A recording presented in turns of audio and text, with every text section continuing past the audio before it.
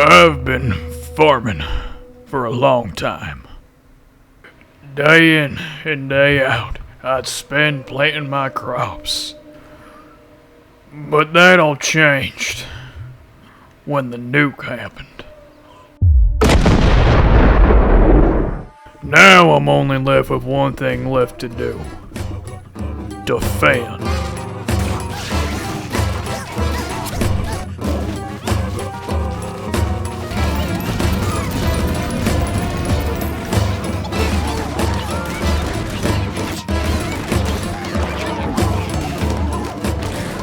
Yes, you are seeing that right. Atomicrops is the subject of today's video. Ever since I've started playing this game, it has been slowly climbing up to one of my favorite roguelikes of all time. So what is this delightful game? Well, it's essentially Stardew Valley and Nuclear Throne's one-night stand love child. And that's because the gameplay loop of the game is grow, shoot, grow, repeat. Fuck! I should have pressed 1. There's a lot to love about the game. You could boil it down to making numbers go up. Holy shit. Look at how many root soldiers there are. Causing mass destruction. Explosive turret, yeah. And then you're instantly taking all the damage you could ever take in the world. And getting married. And next few large aloe vera crops drop health on harvest. Get married, increase farming stat by 5. Holy shit, my farming stat's huge. The plot of this mystical farming simulator is that your town got nuked. So now your job is to farm sentient fruit and vegetables for everyone that survived the mutually assured veg-destruction. And while your crops now have a higher yield because they're, well, alive, you also need to deal with the mutated wildlife in the area. You will be sieged night after night from horrors you couldn't even think of. From snails to worms to the literal sun. But it's not all bad. You're awarded an arsenal to fight all these enemies with. From flamethrowers to Gatling guns to even leeches. This game is essentially ADHD Simulator 101. You're going to try to upkeep your crops during nighttime while dodging bullets in the same instance. And during the daytime, you're going to go on your friendly neighborhood raids to gather even more abilities and even farm animals. But much like the game itself, I feel like I'm going too fast here. So let's step back and just tell you what a run's like. You'll start in the spring and have to make it all the way to nuclear winter, with each month only being 3 days. And when the daylight of each day is only 2 minutes, you gotta go out and raid as many camps as possible. You'll then engage with the nighttime of the game, where you're gonna have to ward off as many enemies as possible until the daytime comes. Once daylight arrives, you'll be picked up by a helicopter to return to the town. Here you'll spend your hard-earned cashews, and yes, the in-game currency is cashews. I freaking love this game. You can also spend roses in the game to develop those relationships I glossed over earlier, because everyone knows flowers are the first step to marriage. Repeat this cycle day by day until you beat your first boss on the third one. At this point, when you go back into town, you'll be greeted by the mayor, who you'll give your monthly report to, and he'll tell you how well you've done. You want to try to reach max full status because you get a lot of goodies for doing so. Then just repeat that a few more times until you reach the final boss. That of which cannot be hurt by bullets, only harvested crops, so you gotta make sure you have a good farm prepared to be able to kill it. I don't think this guy's right. He's already dying. He's already dead. He's already fucking dead. He's fucking dead, dude. He's fucking dead. He's fucking dead. He's dead, so. He's already dead. So that's the general rundown of the game, but now I really want to get into the specifics that really make it one of my favorite roguelikes of all time. Starting with... Now, meta progression can be a hard thing to get right. A lot of roguelikes can fumble it and can make it feel less of a roguelike and like you absolutely have to play it multiple times to have a viable run. And while this game does have substantial character unlocks, I don't feel like I necessarily needed any of the unlocks to complete, let's say, a year 4 run. They're all really tiny increases to certain stats in the game, which aren't the most exciting, but don't get me wrong, they do make a difference. The only, and I mean the only upgrades you cannot play the game without are the cats from the Cat Gotcha. I mean, look at them! The difficulty is also handled in the prestige system, something akin to Slay the Spire. But it doesn't go up to 50 like Slay the Spire does, because each year is difficult with its own right, adding substantial things. Year 4 specifically adds champion enemies, and God, do I hate them. Holy shit. You champion leopards make me want to shoot myself. with my sriracha soaker. But in turn for doing the prestiges, you get more rewards and a better score on the leaderboard.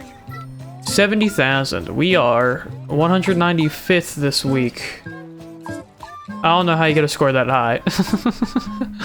How? But one thing that will persist with you throughout any prestige is the... This game just has some beautiful music, man. It just fits the aesthetic of the game as well as being absolute bangers. If the soundtrack wants you to be relaxed, it'll make sure of it. And it'll definitely see to it that you're stressed at times. Okay. Oh, shit. Oh, shit. Even the midday farming music just has this serene atmosphere while still being super zany at the same time. This game is not afraid of what it is, and it's also not afraid to tell you through song. God damn it, they even show you it from when you first boot up the game! Oh wait, hold on. Whoa. Yeah. Wait. Oh my god, the soundtrack is fire! So good job on the soundtrack, guys. I mean, it's so unique, I can't even play any other music while I'm showing the game. It just fits so well. But there's just one other thing that fits so well, and that's... I want to appreciate how good the art is here. They make some things look so grotesque, but you just can't look away. And everything has its own detail and animation, so it really adds to the what the hell am I looking at portion of the game, and that's part of the game's identity. Sometimes pixel art can be limiting, but it's not here, so I can't help but just like, stop and stare at what I'm looking at. But that also works so well with the gameplay loop because you don't get time to stop and stare at anything. It's go, go, go since the minute you press play. But when you look at it, you can appreciate everything from the font to the blood effects to the expressions enemies make when you hit them. It's just all so beautiful. I even love stupid little details like your character's face changing when you start shooting. Overall, the game can just tend to be a visual treat, and I think it deserves merit for that. But it also deserves merit for something else too, and that's the gameplay loop. As I have said before, the gameplay is just so tight, and it's always so rewarding because you're doing so many things at once. As well as all guns feeling different and different crops growing at different speeds, getting different items throughout the run, it just opens up a whole lot of emergent gameplay and strategies. I once had a run where chickens could infinitely reproduce through eggs, and my chickens turned all weeds into flowers, gaining me a ton of money constantly. I have been trying to recreate that run for months, and I have never been able to do it. There's just so many things that can happen. Turrets can water plants, pigs can have turrets, bees can water plants, cows can have turrets, cows can block bullets, chickens can freaking, I don't know, blow up. I don't even know anymore, man. There's also so much you can do on the micro level instead of the macro level, like merging your heartbeats together to gain even more health from the health you've planted. Yeah, and while this is a farming top-down shooter game, they did not skimp out on that farming aspect. As I said, different crops can do different things at different speeds, as well as you being able to merge them when they're in a 2x2 grid with the fertilizer you've earned. And there's two entirely different modes to the game as well. There's the classic mode that's been there since the release of the game, and you just get an assortment of seeds to plant. Well, there's also the new and reformed mode, which gives you different types of tiers of plants. You need to level it up to get the better plants. It also gives you the new additions such as garden beds, which automatically take seeds from your inventory and plants them itself. I can't really say what mode is easier, even though the newer one's more autonomous with the garden beds, I do think classic mode is way more easier just because of the pigeon scroll they allow you to plant plants across your entire plot at no expense to your seeds.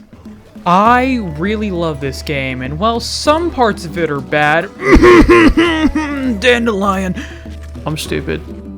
Fuck, dude. He's really cute, but seriously, fuck this character. If I had to have just one complaint about the game, it's that it's actually really freaking hard. It took me 20 hours to complete Year 3, and that's only the 3rd prestige out of 10. And that was before they added champion enemies, so I have zero clue if I'm even gonna beat Year 4. So good job, Birdbath Games. You made an amazing product. Now get working on Atomicrops 2, you piece of shit. Check it out, I'm in your house like heartbeat. Lighting the If you're still here, why haven't you liked and subscribed? And fire like rocket fuel, cause only chumps tend to follow the rules. Blasting off, going high above your eyes. People always try to justify the me, but that's not right. We don't need another fight. We don't need another soul to grow wings and take flight like a kite, one air balloon. Oh, so